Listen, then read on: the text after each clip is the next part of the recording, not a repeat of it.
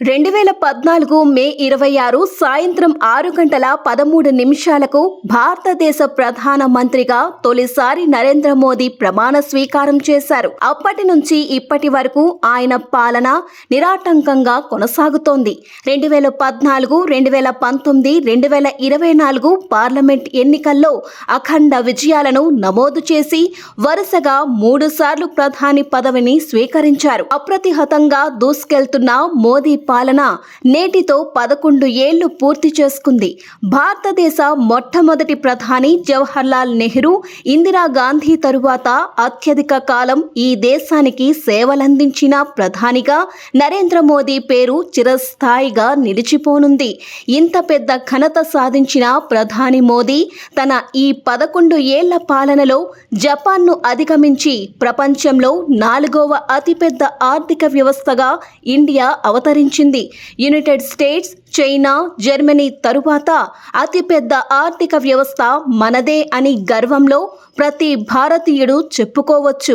2016లో జరిగిన surgical strike, 2019లో జరిగిన బాలకోట్ వైమానిక దాడి, ఆయన నాయకత్వంలో భారత్ బలమేమిటో ప్రపంచానికి తెలిసొచ్చింది.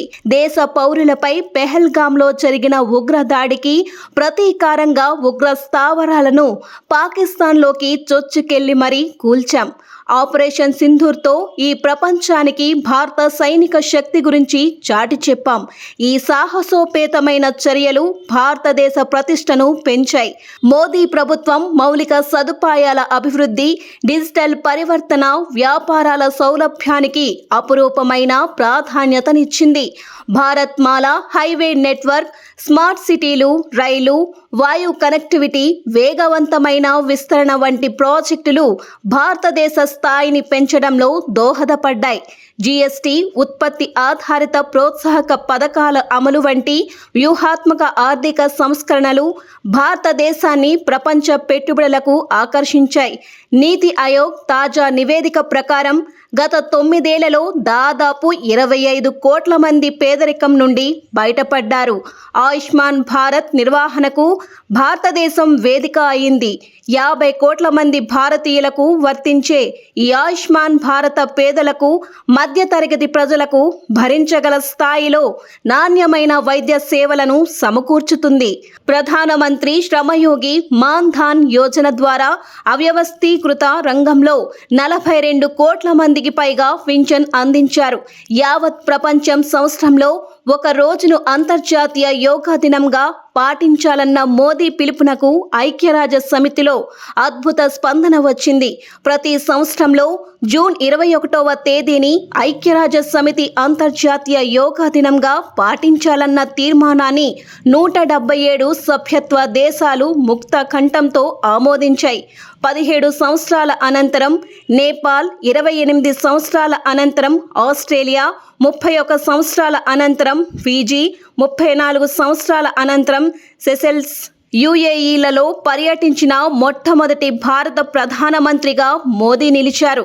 తొలిసారి ప్రధానమంత్రిగా ప్రమాణ స్వీకారం చేయగానే మోదీ ఐక్యరాజ్య సమితి, BRICS, బ్రిక్స్, సార్క్, G20 శిఖరాగ్ర సమావేశాలలో పాల్గొన్నారు. ప్రధానమంత్రి మోదీకి ఎన్నో అంతర్జాతీయ అత్యున్నత పౌర పురస్కారాలు లభించాయి. సౌదీ అరేబియా ఆయనకు తమ అత్యున్నత పౌర పురస్కారం షాప్ ఆఫ్ కింగ్ అబ్దులాజీజ్తో సత్కరించింది. మోదీకి అత్యున్నత పౌర పురస్కారాలను ప్రదానం చేసిన వివిధ దేశాలలో Russia, the order of holy apostle Andrew the first, Palestine grand collar of the state of Palestine, Afghanistan Amir Amanullah Khan award, UAE Zayed medal, Maldives rule of Nishan ఇజ్జుద్దీన్లు ఉన్నాయి.